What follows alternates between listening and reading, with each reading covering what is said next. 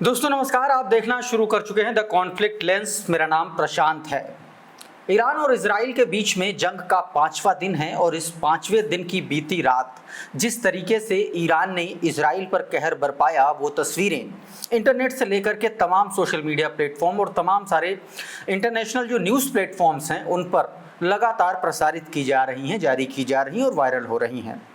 इन तस्वीरों के बीच कुछ बड़े डेवलपमेंट सामने आए हैं और वो डेवलपमेंट कुछ तमाम सारे सवाल भी ऐसे खड़े कर रहे हैं जिससे ये कहा जा सकता है कि ईरान और इजराइल के बीच का युद्ध अब लंबा चलने वाला है।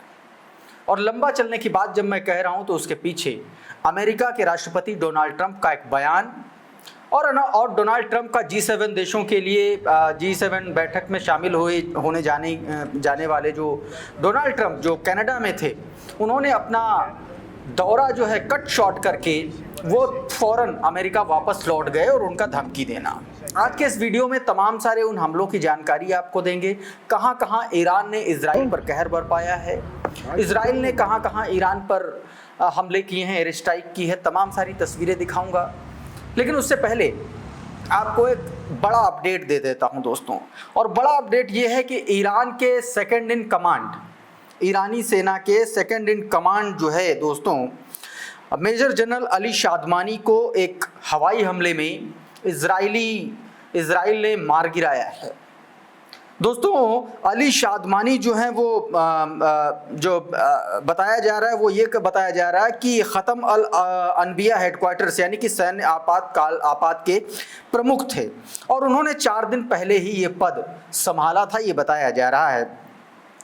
दरअसल उनको ये पद उस वक्त मिला जब अभी कुछ दिन पहले ही इजरायली हमले में मेजर जनरल गुलाम अली राशिद मारे गए थे और उसके बाद अली शादमानी को ये पद दिया गया था। और बीते दिनों जो है अमेरिका इजराइल ने इस पर जानकारी जो है प्रेषित की है। ये जो तस्वीर आप अपनी स्क्रीन पर देख रहे हैं, ये मेजर जनरल अली शादमानी की तस्वीर है। इस तस्वीर को शेयर करते हुए IDF यानी कि इजरायली डिफेंस फोर्सेस ने एक बयान जारी किया है और उस बयान के मुताबिक उसमें ये लिखा गया है और कहा गया है कि for the second time the IDF eliminate the war time chief of staff the Iranian regime, a most senior military commander following accurate intelligence received by the intelligence branch and the sudden opportunity during the night Air Force fighter jets attack a manned headquarters in the heart of Tehran and killed Ali शादमानी।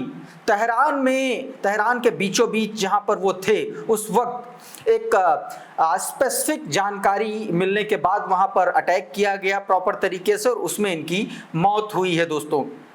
तो ये जानकारी proper दी गई है। इसको लेकर के दोस्तों और भी कुछ खबरें सामने आई हैं। एक और जो बड़ी खबर सामने आई है वो भी मैं आपको फटाफट बता देता हूं दोस्तों। दरअसल अमेरिकी राष्ट्रपति डोनाल्ड ट्रंप जब अपना दौरा कट शॉर्ट करके वापस लौटे तो इस तरीके की खबरें सामने आई कि डोनाल्ड ट्रंप जो है वो युद्ध विराम को लेकर के जा रहे हैं और इस पर जो है इमैनुअल मैक्रों ने बयान भी दिया और उस बयान का खंडन अब डोनाल्ड ट्रंप के द्वारा किया गया है। डोनाल्ड ट्रंप ने ट्वीट के जरिए इसका खंडन किया और उन्होंने कहा है the publicity loving Macron mistakenly said I left the summit to arrange the cease fire between Israel and Iran.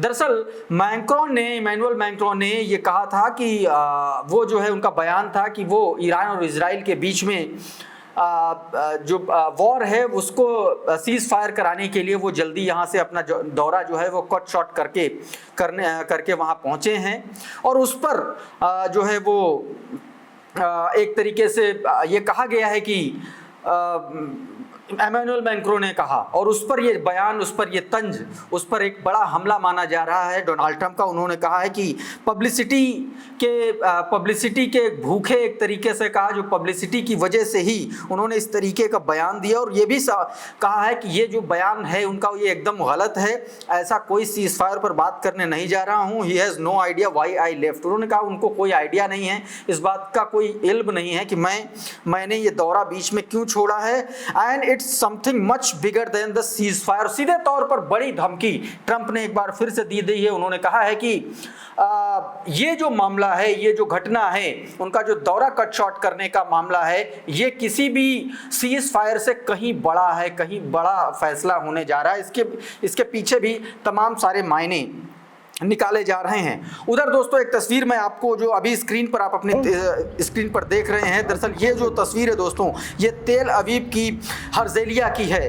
दोस्तों हर्जेलिया वो इलाका है तेल अवीव का जो बाहरी इलाका है, थोड़ा सा तेल अवीव मेन सिटी नहीं, उससे थोड़ा सा अलग हटके वहाँ पर ईरान ने एक बहुत ज़बरदस्त मिसाइल अटैक किया है। और इस तस्वीर में आप साफ तौर पर देख सकते हैं कि हर्जेलिया में कैसे ज़बरदस्त तरीके से मिसाइल लॉन्च की और इन इमारतों को बहुत बुरी तरीके से क्षति पहुंचाई गई है। और धुएं का गुबार आप सीधे तौर पर उठते हुए इन तस्वीरों में देख सकते हैं दोस्तों। हर्जेलिया ही नहीं, तमाम सारे ऐसे भी हैं। और नॉर्थ वेस्ट तेल अवीव नॉर्थ वेस्ट की एक तस्वीर आप देखिए, आपकी स्क्रीन पर है। यहाँ पर भी ईरानियन मिसाइल ने दिन के उजाले में हिट किया है और ये दावा किया जा रहा है कि ईरानियन मिसाइल ने यहाँ पर जो इस बिल्डिंग में तेल अवीव में, नॉर्थ तेल अवीव का ये इलाका है जहाँ पर इस मिसाइल ने हिट किया है दोस्तों। तो इस तरीके की तमाम सारी ऐसी घटनाएं, कुछ और तस्वीरें मैं आपको दिखाने की कोशिश करता हूँ दोस्तों। अब ये तस्वीर देखिए, इस तस्वीर में आप सीधे तौर पर देख सकते हैं कि किस तरह से ईरान की तमाम सारी मिसाइलें, लगभग 40 से 50 मिसाइलें एक साथ मिसाइलों ने अटैक कर दिया है। ये अटैक जो है हाइफा और तेल अवीव दोनों शहरों पर किए गए हैं, लेकिन इनमें जो है दोस्तों इजरायली जो टारगेट्स हैं उन पर किया गया है। अब इसको लेकर के ये भी कहा जा रहा है कि ये जो हमले हुए इसमें इजराइल को एक बड़ा नुकसान सामने आया। ये तस्वीरें आप साफ तौर पर देख सकते हैं कि देखिए किस तरीके से आसमान में तमाम सारी मिसाइलों की जो गरज है, गर्जना है, उससे आप साफ तौर पर अंदाज़ा लगा सकते हैं कि यह युद्ध अब किस मोड़ पर पहुंच चुका है। एक और तस्वीर मैं आपको दिखाता हूँ। ये तस्वीर देखिए दोस्तों, ये तस्वीर दरअसल इजराइल की है, तेल अवीव की ये तस्वीर है। और इस तस्वीर में, इस वीडियो में जो आप देख रहे हैं, दरअसल ये इजराइल का जो डिफेंस सिस्टम है आयरन डोम, उसके फेल होने का ये वीडियो है। आप देखिए कि किस तरीके से आयरन डोम ने ईरानी मिसाइलों को न्यूट्रलाइज करने के लिए एक्शन तो किया, लेकिन वो प्रॉपर उसको न्यूट्रलाइज नहीं कर पाया और उसका नतीजा ये हुआ कि आयरन डोम का वो एक्शन जो है तेल अवीव पर उल्टा वापस पड़ गया और उस पर जो है लोग मजाक उड़ाते हुए दिख रहे हैं। आयरन डोम का इस वीडियो में साफ तौर पर आप देख सकते हैं। और अब ये तस्वीर देखिए किस तरीके से पूरे तेल अवीव में सायरन है, सहमा हुआ, पूरी जनता वहां की सहमी हुई, ये सन्नाटा पसरा हुआ है इस पूरे इलाके में। एक तस्वीर और मैं आपको दोस्तों दिखाता हूं, उससे आप देख करके आपको अंदाजा होगा कि क्या स्थितियां। दोस्तों ये देखिए तस्वीर, ये जो फुटेज है दोस्तों, ये एक जो है दोस्तों कमर्शियल एयरप्लेन से लिया गया है। इस तस्वीर में, इस वीडियो में आप देख सकते हैं कि ईरान की तरफ से जो मिसाइलें हैं वह कैसे इजराइल की तरफ जो है हमला कर रही हैं। ये देखिए तमाम सारी मिसाइलें लॉन्च की गई हैं जो इजराइल पर हमला करने जा रही। दरअसल ये वीडियो उस वक्त लिया गया जब ये कमर्शियल एयरप्लेन दुबई के ऊपर उड़ रहा था, उस दौरान का ये वीडियो फुटेज है दोस्तों जो आप देख रहे हैं। अब इसके अलावा मैं आपको दिखाने जा रहा हूं कि कहां कैसे कैसे इजराइल ने हमला किया है, वो तस्वीरें भी मैं आपको दिखाने की कोशिश करता हूं। ये देखिए, ये देखिए, ये तेल अवीव का वीडियो है, तेल अवीव की तस्वीरें हैं। इन तस्वीरों से आप साफ तौर पर अंदाजा लगा सकते हैं कि कैसे शहर में पूरी तरीके से खौफ के साये में इजराइल का तेल अवीव और हाइफा शहर रहने को मजबूर है। और दूसरी तरफ ये एक मैप है, इस मैप में आप देखिए कि ये जो लाल निशान है, दरअसल ये वो लाल निशान है जिनको इजराइल के इलाके हैं और इनको ईरानियन मिसाइल ने अपने टारगेट पर ले रखा है दोस्तों। अब एक और तस्वीर आपको दिखाता हूं दोस्तों, इसमें आप ईरानियन ड्रोन की आवाज़ बहुत गौर से सुनिएगा, सुनिए ज़रा। ये दरअसल ईरानियन ड्रोन की आवाज़ है दोस्तों जो इराक के ऊपर उड़ते हुए इजराइल की तरफ जा रहे हैं। यानी कि एक तरफ ईरान जो है मिसाइलों से हमला कर रहा है, दूसरी तरफ अब अनमैनमेड टाइप के जो ड्रोन्स हैं उनके ज़रिए जो है वो हमला इजराइल पर करने की कोशिश कर रहा है। और दूसरी तरफ कुछ और तस्वीरें भी मैं आपको दिखाने की कोशिश करता हूँ कि कैसे वहाँ पर स्थितियाँ बेकाबू हो चली हैं। ये देखिए दोस्तों, ये IDF ने ये वीडियो जारी किया। दरअसल ये वो वीडियो है जो पश्चिमी ईरान में सतह से सतह पर मार करने वाली मिसाइलों के ठिकानों पर हमला किया गया। दरअसल ये आईडीएफ का हमला है, लेकिन इन हमलों का कोई बहुत ज़्यादा असर हुआ नहीं, क्योंकि जो ईरान का डिफेंस सिस्टम है, इन तमाम सारी एयर स्ट्राइक को ईरानी डिफेंस सिस्टम ने सफलतापूर्वक न्यूट्रलाइज किया है। अब एक और तस्वीर मैं आपको दिखाता हूँ दोस्तों। ये देखिए, ये इजराइल की तेल अवीव की तस्वीरें हैं, और ये जो तस्वीरें देख रहे हैं दरअसल एक अपार्टमेंट की हैं, बीचों बीच शहर के एक अपार्टमेंट में की हैं। यहाँ पर एक न्यूज़ चैनल का क्रू था जो अपना काम कर रहा था, और इस दौरान इजरायली सैनिक वहाँ पर पहुँचे और वहाँ पर अचानक से छापा मारा। तो ये वो तस्वीरें आप सीधे तौर पर देख सकते हैं दोस्तों। मैंने आपको दोस्तों एक दो तस्वीरें और मैं दिखाता हूं, डोनाल्ड ट्रंप ने किस तरीके से धमकी दी। मैंने शुरुआत में आपको बताया था कि डोनाल्ड ट्रंप ने धमकी दी। अब ये देखिए, ये डोनाल्ड ट्रंप का ट्वीट है, और इसमें इन्होंने क्या कहा, Iran should have signed the deal, I told them to sign, what the shame and waste of human life. उन्होंने कहा कि ईरान को जो है परमाणु डील पर समझौता करना चाहिए, परमाणु डील साइन करनी चाहिए, लेकिन ये कितना शर्मनाक है कि लोगों की जान जो है फालतू में जा रही है। Simply stated, Iran can not have a nuclear weapon. उन्होंने सीधे तौर पर बोल्ड लेटर्स में ये लिख दिया है, कैपिटल लेटर्स में लिखा है कि मैं सीधे सीधे फिर कह रहा हूं कि ईरान के पास न्यूक्लियर वेपन नहीं हो सकता।